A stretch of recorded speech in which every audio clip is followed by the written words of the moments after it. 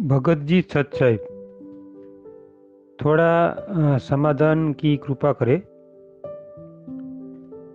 बात यह है कि नानक देव जी जब परमात्मा ने सतलोक दिखाया तब विश्वास आया।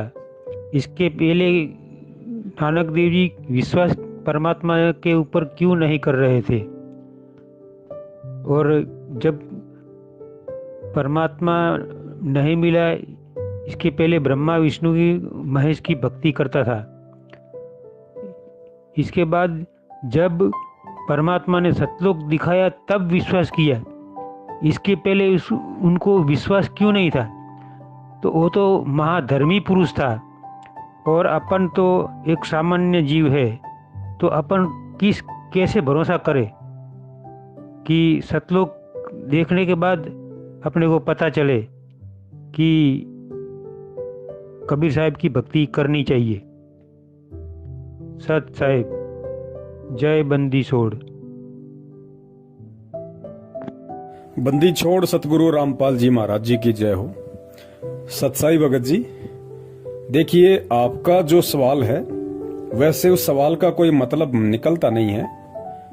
अब आपको शंका हुई है तो जाहिर सी बात है, जब तक आपकी शंका का समाधान नहीं होगा तब तक आपके मन में वो सवाल हमेशा कांटे की तरह चुभता रहेगा।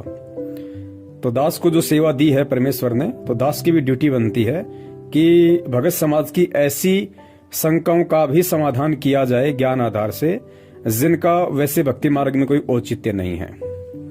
आप जी का सवाल है कि जिस प्रकार नानक जी तो बहुत अच्छी आत्मा थी, धार्मिक व्यक्ति थे, और उन्होंने भी जब परमेश्वर उनको बेई नदी पे जिंदा महात्मा के रूप में मिले, उनको सतलोक के विषय में बताया, तो उन्होंने भी तब तक यकीन नहीं किया सतलोक पे जब तक उन्होंने अपनी आंखों से सतलोक को नहीं देख लिया। आप जी का कहना ये है।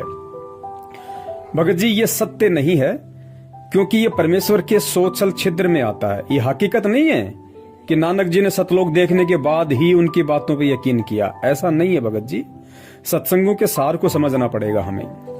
परमात्मा स्वयं गरीबदास जी महाराज जी को भी सतलोक लेके गए, जबकि गरीबदास जी महाराज जी के रूप में स्वयं कबीर परमेश्वर थे, डबल रोल में थे। डबल रोल में कैसे थे? जिस प्रकार काशी के भंडारे में स्वयं परमात्मा केशव बंजारे का रूप बना के आए। अब बताइए, एक रूप में तो परमात्मा सवाल पूछ रहा है और दूसरे रूप में कबीर रूप में परमात्मा खड़ा होकर 8 पहर तक 24 घंटे तक उन सवालों का जवाब दे रहा है। तो क्या हम ये कह दें कि कबीर परमात्मा को जब पता ही नहीं कि सतलोक में क्या है, वो यहाँ क्यों आए हैं, तो भगत जी सवाल व्यर्थ का होगा। क्योंकि केशव बंजारे के रूप में खुद कबीर परमेश्वर थे, उसके बाद भी वो सोचल छिद्र करते हुए, अपने आप को छुपाते हुए, इसी पृथ्वी का एक प्राणी बताते हुए और परमात्मा से सतलोक के विषय में सवाल कर रहा है, जिसने स्वयं सतलोक की रचना की। तो भगत जी, हमने परमेश्वर के सत्संगों के सार को, इन संकेतों को समझना पड़ेगा कि ऐसे खेल, ऐसी लीलाएं परमात्मा क्यों करते हैं। 650 साल से लेके आज तक और 650 साल से लेकर पहले के 3 युग, द्वापर, त्रेता और सतयुग में परमात्मा जिन जिन रूपों में आए और जो जो खेल परमात्मा ने किए, जो जो लीलाएं रची, वो भगत जी सारी की सारी लीलाएं, और 650 साल से लेके आज तक जो जो परमात्मा ने लीलाएं की हैं, वो सिर्फ आप और हम सब कलयुग की इस बिचली पीढ़ी में उत्पन्न आत्माओं के लिए की हैं।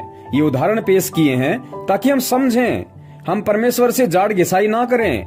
जब गुरुदेव साक्षात वो परमात्मा संत रामपाल जी महाराज जी के स्वरूप में सन 1951 में पृथ्वी पे प्रकट होगा, फिर आगे चल के इस पंथ में प्रवेश करेगा, अपना ज्ञान प्रचार करेगा, हमें समझाएगा, तो उस समय संत रामपाल जी महाराज जी को इन सारी बातों को लेके दोबारा से रिवीजन ना करना पड़े, उनको बात बात पे हमारे साथ में वाद विवाद ना करना पड़े, तर्क वितर्क ना करना पड़े, इसके लिए परमात्मा ने आज से पहले इतने पापड़ बेले थे।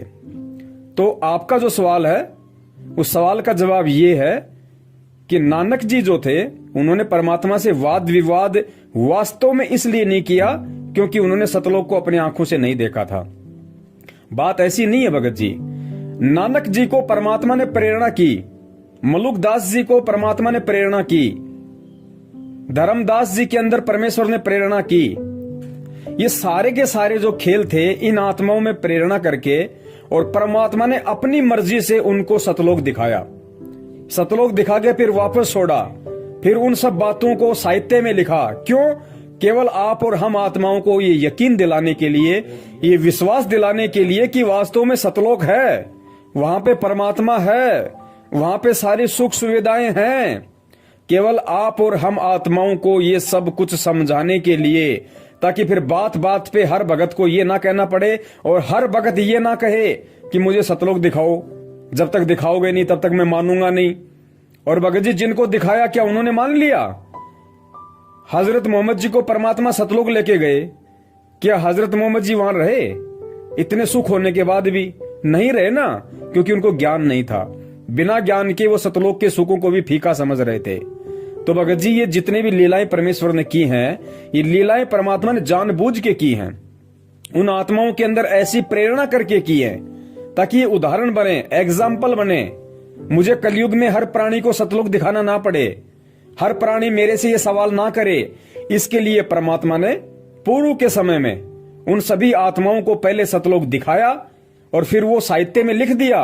वो पक्का प्रूफ हो गया कि हाँ सतलोक है, परमेश्वर झूठ नहीं बोल रहे। इन किताबों में, वेदों में, गीता में जो लिखा वो झूठ नहीं है। वो भगत जी हमारे को यकीन दिलाने के लिए परमात्मा ने ये सारे खेल रचे थे भगत जी। तो हम ये नहीं कह सकते कि नानक जी ने जब तक सतलोक नहीं देख लिया तब तक उनको परमात्मा पे विश्वास नहीं हुआ। ये कहना हमारा गलत हो जाएगा, क्योंकि हमने इसके पीछे के रहस्य को समझना पड़ेगा। इसी को तत्व ज्ञान कहते हैं भगत जी, ताकि हम आज उस परमात्मा से बात बात पे ये जिद ना करें कि मुझे सतलोक दिखाओ, मुझे सतलोक दिखाओ। और दूसरी बात, आपके सवाल का जवाब परमात्मा ने अपने सत्संगों में दे रखा है कि भगत जी हमने विश्वास करना पड़ेगा। अगर हमने गुरु बनाया है तो हमने फिर गुरु के प्रत्येक वचन पर विश्वास करना पड़ेगा। जिस प्रकार गुरुदेव ने बताया कि एक पिता अपनी बेटी का रिश्ता तय करके आता है और घर आके बताता है कि भाई लड़का 6 फुट का है, लड़का गोरा चिट्टा है, लड़का ये नौकरी करता है, इतनी जमीन है, इतने सारा सब कुछ है, तो वो घर पे आके बताता है।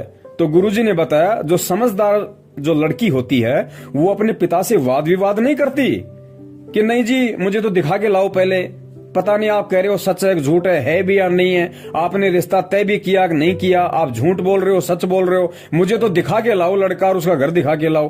तो ऐसी बातें वो लड़की करेगी जिसके पास में अच्छे संस्कार नहीं है और जो लड़की कुचरित्र की है या जो मंद बुद्धि है, जो अज्ञानी है। वरना जो समझदार बच्ची होगी उसको अपने बाप के ऊपर यकीन होगा कि बाप कभी अपनी बेटी का बुरा नहीं चाहेगा, उसके भविष्य को अंधकार में नहीं धकेलेगा किसी ऐसे घर में उसका रिश्ता तय करके। तो बाप जो बोल रहा है वो बिल्कुल सत्य है, ये उस लड़की को यकीन करना पड़ेगा अगर वो समझदार है तो भगत जी हमने भी उस लड़की की तरह एक समझदार शिष्य बनना है, एक समझदार भगत बनना है और हमने अपने गुरुदेव पे, अपने बाप पे ये विश्वास करना पड़ेगा कि हमारे बाप ने जो कह दिया वो बिल्कुल सत्य है। और बाप ने खाली कह नहीं दिया, बाप ने इतिहास में लिखा हुआ भी दिखा दिया, वेदों में, गीता जी में लिखा हुआ भी दिखा दिया और बाप ने प्रैक्टिकल में भी दिखा दिया उन आत्माओं को निमित्त बना के पहले के समय में। और वो आत्माएं चीख चीख के अपने ग्रंथ बना के चली गई कि हाँ सतलोक है। गरीबदास जी महाराज जी ने कहा कि हम देखा सो सांच है और सकल परपंच।